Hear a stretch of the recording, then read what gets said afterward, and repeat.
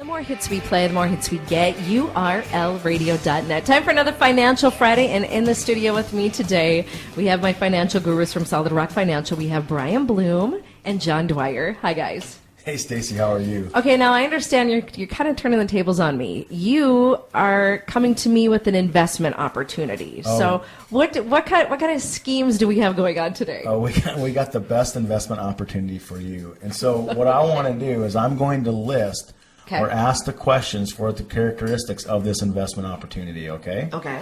And then I want you to tell me how comfortable you feel with each question. Okay. If you're going to continue to invest in that, if you're going to continue to invest in our investment. Okay. All right. So the first question, the investor determines the amount and length of time for the contribution to continue. The investor? The investor. Okay. Okay. So would you go ahead and do that? Yeah, that sounds okay. Okay. Second, the investor can pay more than the minimum contribution, but not less. Okay. You do that? Okay. Yeah. If the investor tries to pay less, the financial institution keeps all of their previous contributions. Okay, I'm not a fan of that. That's good. Okay. The dollar in the account is not liquid. Okay. No. No, you don't like that? Okay. The dollars in the account earn a 0% rate of return. Okay, I'm not seeing how that benefits me yet. Okay. The money deposited into the account is not safe from loss of principal. Okay, no. The investor's income tax liability increases with each deposit. No. Okay. You sound like our government. When the plan is completed, there is no income paid out to the investor. No. So that's the investment. I'm basically not investing in anything. I'm not getting anything back. I don't want it. Stacy, do you own a home? Yeah, I do. I do. Do you know what that is? Is that my house? That's your mortgage. I don't like that. Yeah, he's sounding more like the banker, not the government, but the banker. Right. So we're going to go through it and we're going to elaborate on these concepts and these truths about mortgages and how we can effectively pay for these. Okay. Because it always costs money to live inside. It right? does, yeah. So Brian and I are going to kind of elaborate on this because when I asked you those questions, you adamantly said, no, there's no way I'd ever do that. And I did it. But everybody's doing it. I've done it like 4 times over now. Okay. And every month you do this. Every month I you do add this. money to it. Yeah, I do. Okay. So Brian, let's go through these questions again. Okay, and we'll just kind of elaborate on them. So, the investor determines the amount and length of time for the contributions to continue. Yeah, see, this is where we actually set up the mortgage in the first place. And we readily agree to this because we feel like we're in charge. A lot of times this comes when we're purchasing the house and we're visiting with the banker at that time to see if we can afford the monthly payments. And so that's how we determine the amount and the length of time. We choose the length of the mortgage and we kind of buy the right size of house in order to fit the payment. So this one's not too bad. We like this because we're in charge. And we feel like we're in control of that decision, right? Which we are. So now let's continue on the questions, though. The investor can pay more than the minimum contribution, but not less. Sure. Right. So my mortgage payment is the minimum, and I can prepay principal if I want to, and that's okay.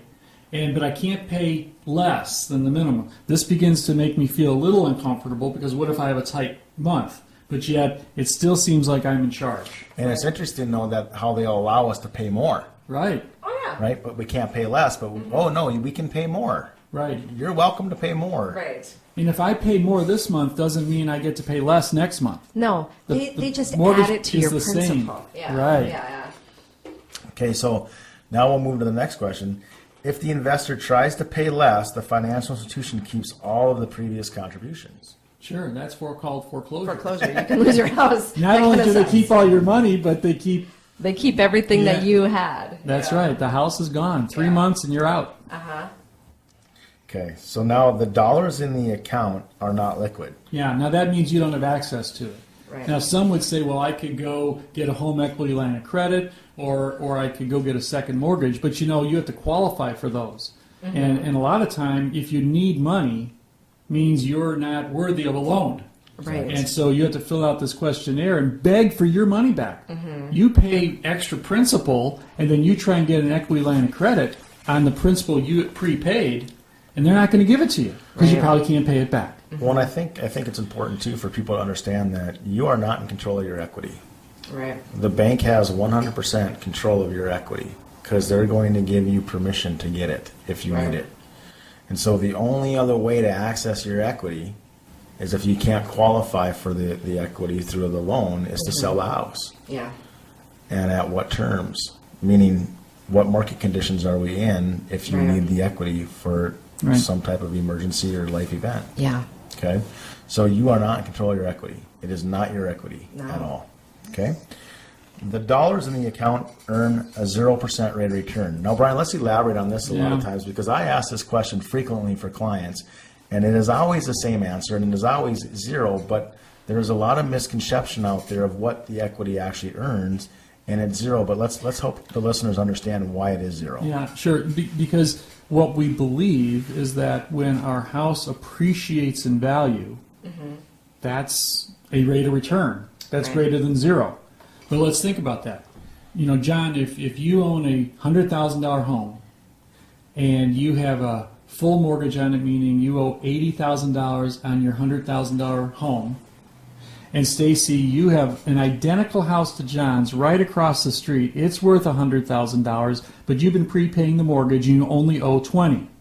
So in other words, Stacy, your equity is $80,000. You own 80% of that house. John owns 20% of his. Yeah. Now, both houses go up in value $10,000. Of that $10,000 increase, you sell the house for $110,000. Of that $10,000 increase, Stacy, you own 80% of your home. How much of that $10,000 increase do you get to keep if you sell the house? I have no idea.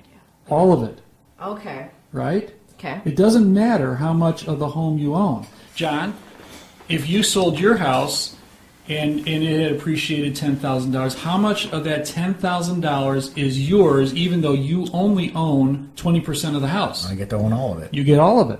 Oh, that's So true. if we get all the appreciation, that means the equity has meant nothing. That's true. The equity is just sitting there earning a 0% rate of return. The house has given you a rate of return, but you both get the same you both get the same amount of money. And it's based on market value, right? So it is always a consistent 0% rate of return on the equity inside the house. Yeah. Right. Now if you really stretch this and you go, well, you both had money in your house. The person who got the better rate of return was the money who had invested the least in his equity. Yeah, that's true. Because I could have been able to take my money out and do something else with it as well. Right. Absolutely. Right? Because So- anything, you know, it's interesting when I ask a lot of the real estate clients that I work with that have a lot of real estate, I'll ask them this question. And I'm like, no, it has a number and it's always zero. So anything better than zero is better, is it not? Right. Right. Right? Yeah. Because it's interesting because people are constantly talking about rates of return and how important it is to them, but yet they're in such a hurry to pay off their mortgage. Right. That's true. Right? That's Interesting. true. Okay. So, Brian, let's continue down here. The money deposited into the account is not safe from loss of principal. That's right. So again, let's go back to that principle or that illustration, Stacy, where you own 80% of the house. You only owe 20% or $20,000. Okay. If that house depreciates in value, it doesn't appreciate this, and its value is half. That's happened. Yeah. And so your house is only worth $50,000. Yet you have $80,000 of your own money into this house, and you sell that house, how much you're going to get? Well, you're going to get the 50 minus the 20 that you owe. You're going to net out $30,000, even though you've given the bank $80,000. Yeah. And that may have just been last year if you prepaid your mortgage in a lump sum. Oh. So the investor's income tax liability increases with each deposit. Now, this is kind of funny. Because, see, in this wonderful country of ours, we get to reduce our income taxes indirectly by the mortgage interest that we pay. So every time we make a payment on our mortgage, that reduces the amount of money that we owe. Therefore, we don't owe as much interest the next month. And so the amount of interest we owe, or the interest we pay, goes down throughout the year. And if the interest you pay goes down, then you get less of a deduction. And if you get less of a deduction, that means your income taxes go up. So there's an increasing tax liability to that. And what's another thing to maybe expound upon is that what do people constantly come and tell us, Brian, that they hate paying? Interest. But they also don't like paying taxes, Oh, yeah, sure. right? But yet they're accelerating their tax liability. Right. Yeah, it's one of those principles: 1 foot on the gas, one foot on the brake. Yeah. And that's how we drive down the highway of life. Right. Because we try to compartmentalize just the interest component to this, where there's other factors that we need to consider. Right. Right? All right, last one. When the plan is complete, there is no income paid to the investor. You own your house. Good for you. That's Congratulations. it. It's like you just bought a candy bar. That's right. Now think about if it didn't cost money to live inside. Yeah. If you would just take your mortgage payment over a 30-year period in time and invest that, Yeah. what kind of income or cash flow could you have in retirement Oh, my if you God. didn't put it on the house? Yeah, that's See, true. it costs money to live inside. That's our choice. And even after it's paid off, it still keeps costing you Still money. keep Oh, coming. sure. Because we got property taxes, Yeah. we got to You have the new- water, you have your heat, you have You got repairs. to put the new you have- yard in. You got to have the pool boy, Stacy. You know. We You think know me that so well. $100,000 house that you bought appreciates to $300,000. We think that's a $200,000 gain until we count what it cost us all To live those in there. years to get it up to $300,000. The taxes, the insurance, the pool boy, the roof, all that stuff. There's no rate of return even in the appreciation Yeah. because the holding costs are so great. What a wonderful investment, huh? And you are all excited. So let me Dang ask. it. So let me ask you a question.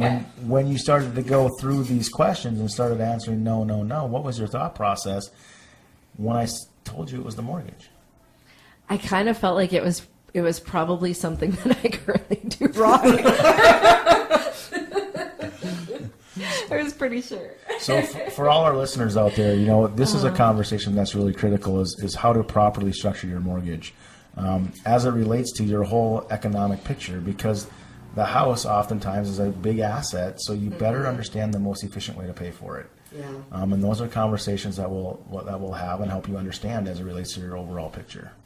If people want to have these conversations with you guys, how can they get a hold of you? They can call our office at 701-223-1000, or they can look us up on the web at srfinancial.net. All right. So schedule an appointment, go in there, talk with them, and see what's going to be the best way to handle your mortgage or non-mortgage situation. All right. Thanks, guys. Thank You're you, welcome. Stacey. We'll be back with more Financial Friday on urlradio.net.